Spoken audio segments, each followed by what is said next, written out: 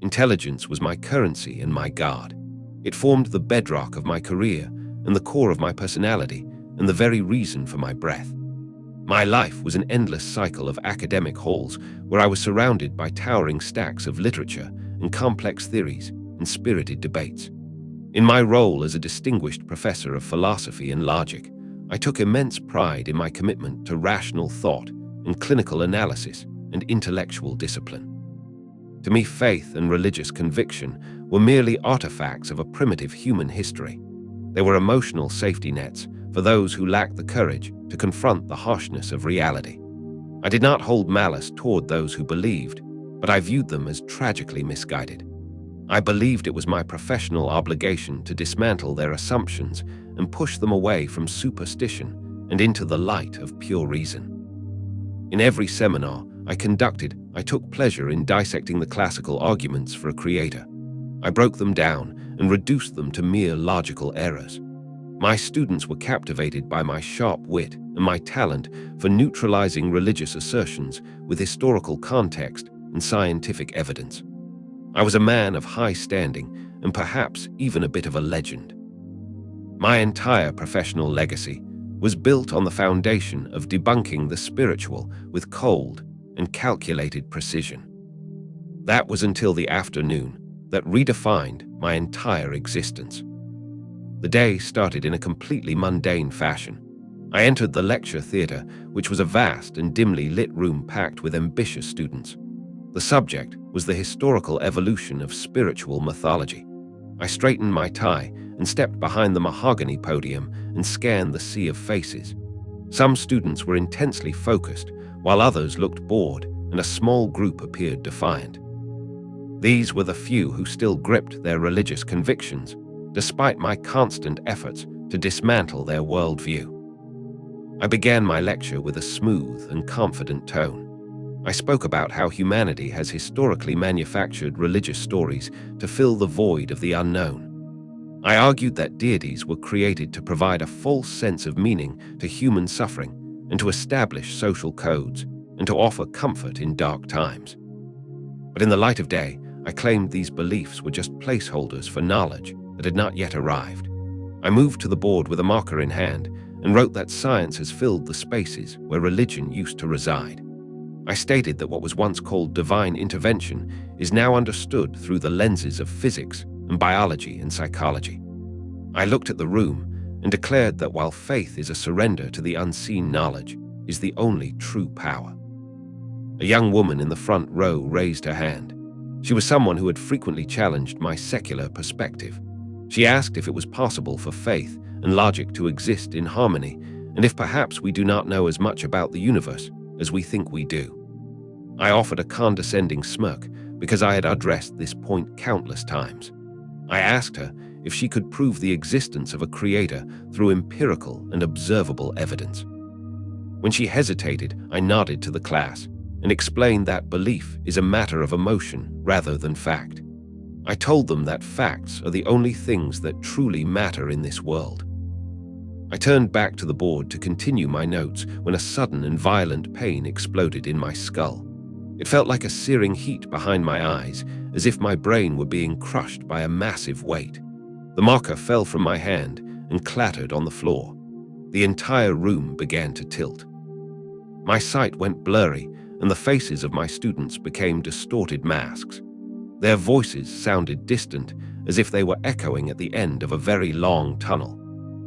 Someone called out to me, but I couldn't respond. I gripped the podium as my breath came in ragged gasps. The pressure became unbearable. Then I felt a sharp snap inside my head, as if a vital cord had been severed. My legs gave way, and I felt my body hit the floor. The world dissolved into a whirlpool of darkness and silence. I heard distant screams and the frantic sound of someone calling for medical help, but none of it mattered to me anymore, because I was no longer there. I woke up to a silence that was unlike anything I had ever known. It was not just the absence of noise, but an absolute state where sound had never existed. There was no internal hum, and no heartbeat, and no rhythm of breath. I was not breathing, but I was undeniably present. I tried to orient myself and realized my body felt weightless, as if gravity had been erased. I was no longer tied to the physical world. My mind was sharp, and the agonizing pain was gone. For a moment, I wondered if I had survived the collapse. Then I looked down and saw my own body lying on the linoleum floor of the lecture hall. My arms were limp, and my head was turned to the side, and my eyes were staring at nothing. My students were huddled around me in a state of total panic. Some were weeping while others were frantically performing CPR. I should have felt some kind of relief that they were trying to save me, but instead I felt a surge of pure terror. I was outside of myself. I was a spectator to my own death. I tried to convince myself that this was a dream or a neurological reaction to a stroke. I tried to force my mind back into my body, but I remained suspended in the air. I reached out to a student who was shouting into his phone. I knew him well because he had often argued with me about the validity of scripture. I tried to grab his shoulder to tell him I was right there, but my fingers passed through him like smoke. I shouted for help, but no one heard a sound. I was invisible and silent and untethered. The room began to grow dark and cold. I felt a sense of panic rising, not because I needed air, but because my entire worldview was being shredded.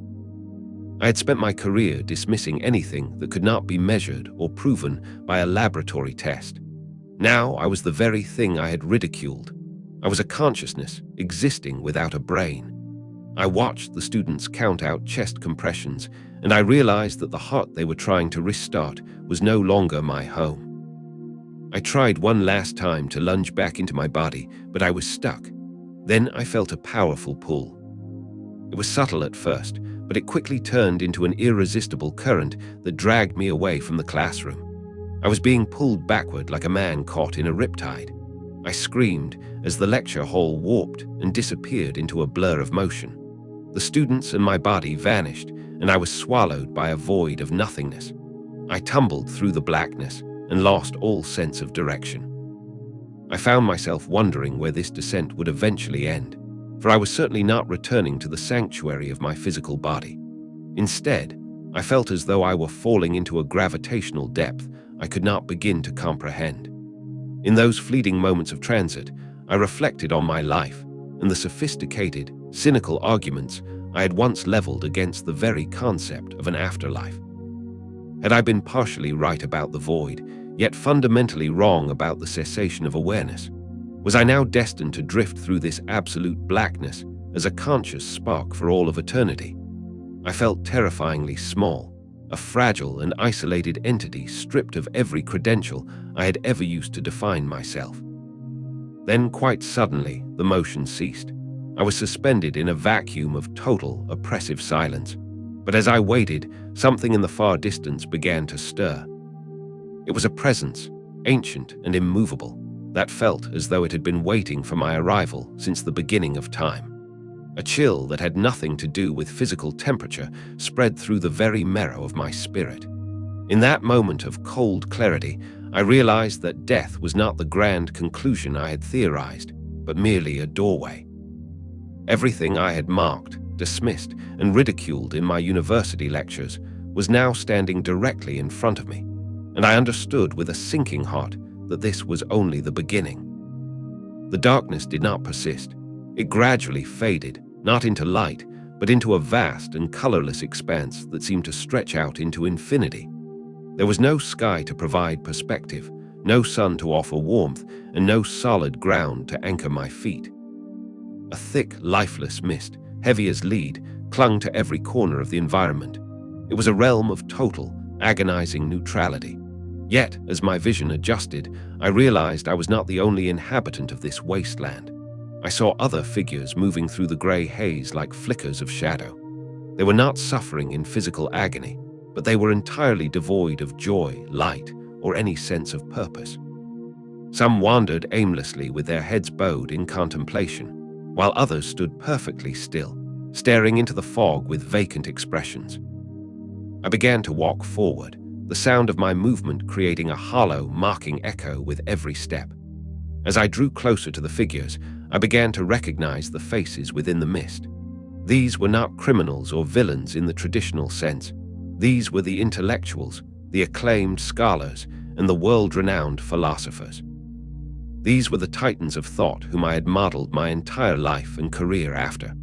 I saw men and women whose complex theories I had quoted with pride, and whose books I had assigned to my students as the ultimate authorities on reality.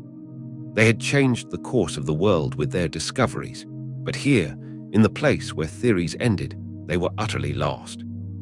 Some possessed eyes filled with a haunting, quiet regret, while others looked entirely empty, as if their souls had finally mirrored the nihilism they had preached.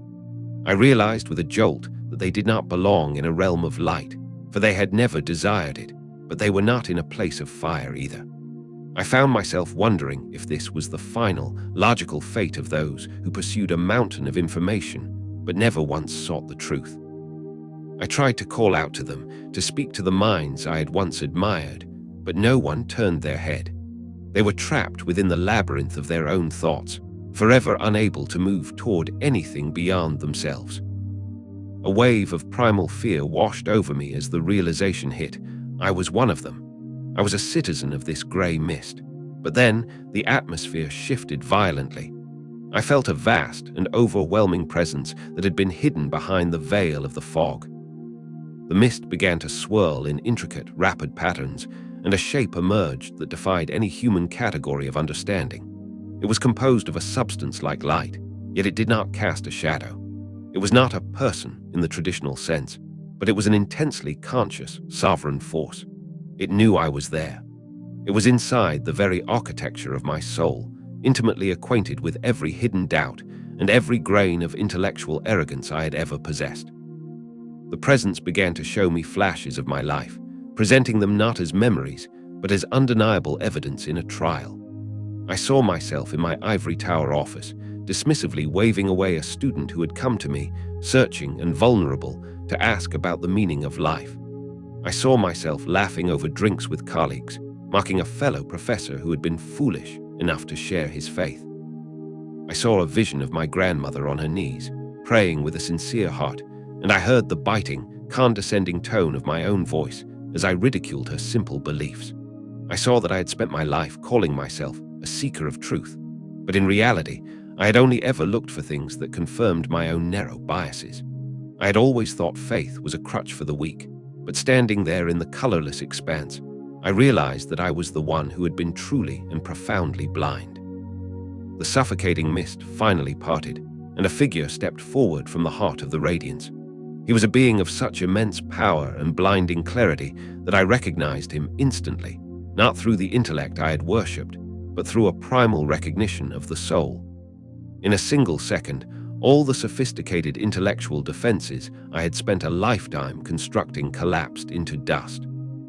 There was no room for debate, no space for a clever rebuttal.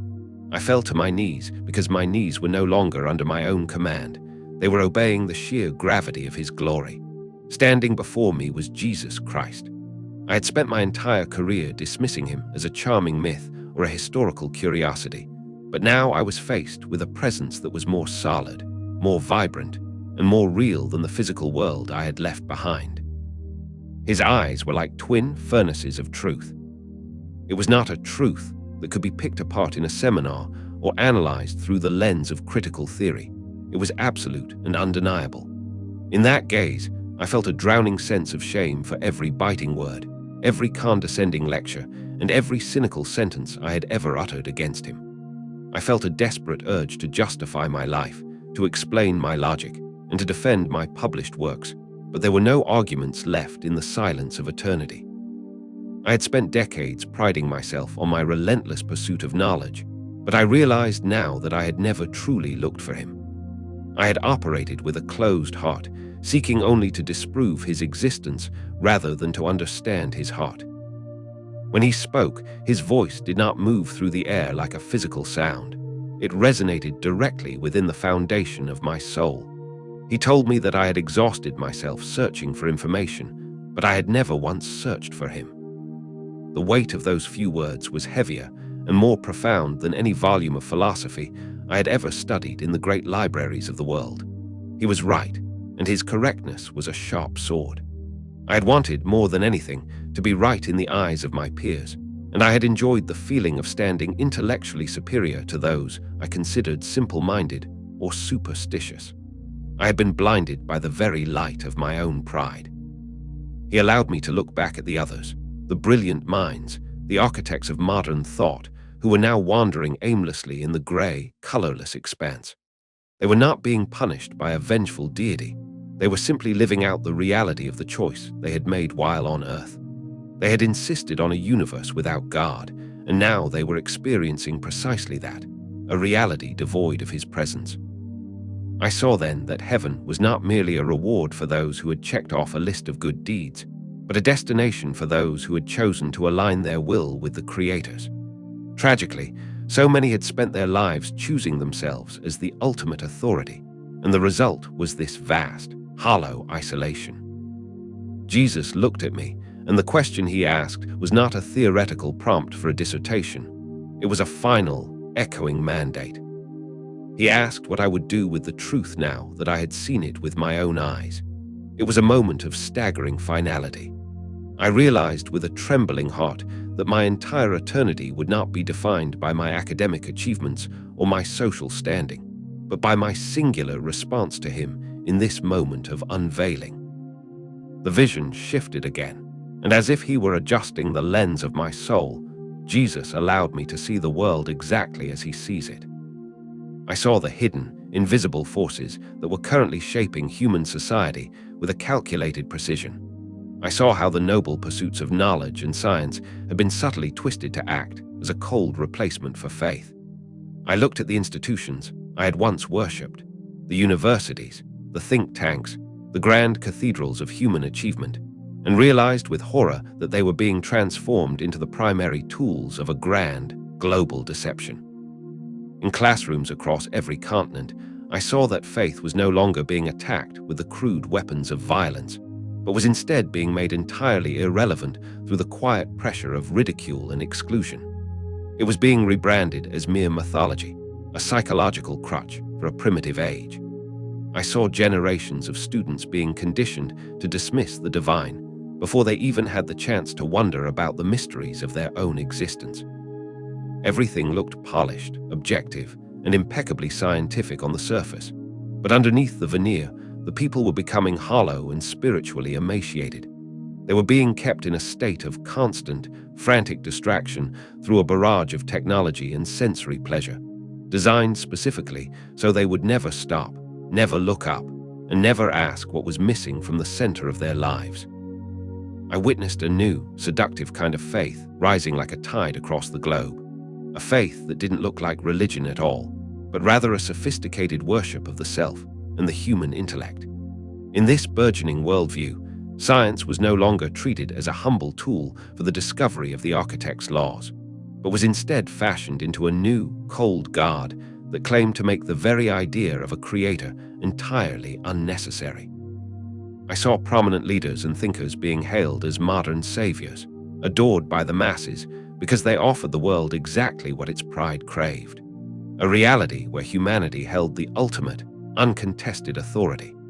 It was a world that felt no need for salvation because its people had been convinced they possessed the ingenuity to save themselves through their own achievements. I realized with a jolt of horror that this was not a random shift in culture, but a meticulously calculated plan that had been in motion for generations. The world was being systematically prepared for a darkness even deeper than I had imagined. I saw the impending arrival of radical new ideas and elaborate explanations for the nature of reality, theories that seemed brilliant on the surface, but were designed specifically to lead people further and further away from the truth. The world was already ripe and ready to accept these lies because the masses had already been conditioned, through decades of subtle influence, to reject the very concept of God. I turned back to Jesus in the vision, my soul trembling with the weight of this revelation, and asked what role I could possibly play. The terrifying vision of the world vanished instantly, and I found myself once again bathed in the serene, staggering presence of His unclouded light. He looked at me with an authority that silenced the universe and told me that my time on earth was not yet over. He gave me a direct, inescapable command. I was to go back and tell the people exactly what I had seen behind the veil. Then, without warning, the light shattered like glass, and I felt myself falling, plummeting back into the heavy, restricted world of matter. The transition back to my body was nothing short of violent. I felt myself being pulled through the dimensions of space and slammed back into my physical shell with a force that took my breath away. I was instantly met with the crushing, agonizing weight in my chest and a searing fire in my lungs that made every attempt to breathe feel like a battle. I gasped for air like a drowning man breaking the surface of a dark ocean. Above the roar of my own pulse, I heard the frantic, rhythmic beeping of hospital monitors and the hushed, terrified voices of the medical staff. I was back in the world of the finite, bound by time and gravity once more.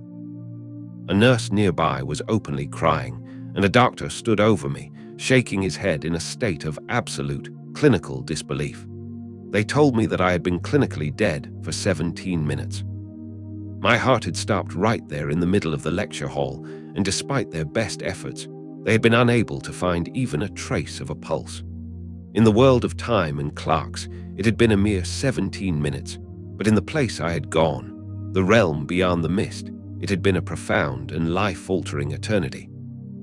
Within the hour, my family and several of my academic colleagues rushed into the sterile room. My sister was weeping with a joy that was almost painful to witness, but my colleagues stood at the foot of the bed, looking at me with a hollow, haunted expression, as if they were staring at a ghost. I lay there, staring up at the cold ceiling tiles, and realized with a terrifying clarity that I could never go back to being the man I was. I had spent my entire career as a professional skeptic, a man who built his reputation on the absence of the divine, but I had just stood before the living creator of the world. I looked down at my hands, watching them tremble, and felt the immense weight of the mission I had been assigned. I had been sent back specifically to warn those who were still lost in the labyrinth of their own intellect. I turned to my sister, and then to my silent colleagues, and told them, with a voice that didn't sound like my own, that I had seen him. The room went into an immediate heavy silence.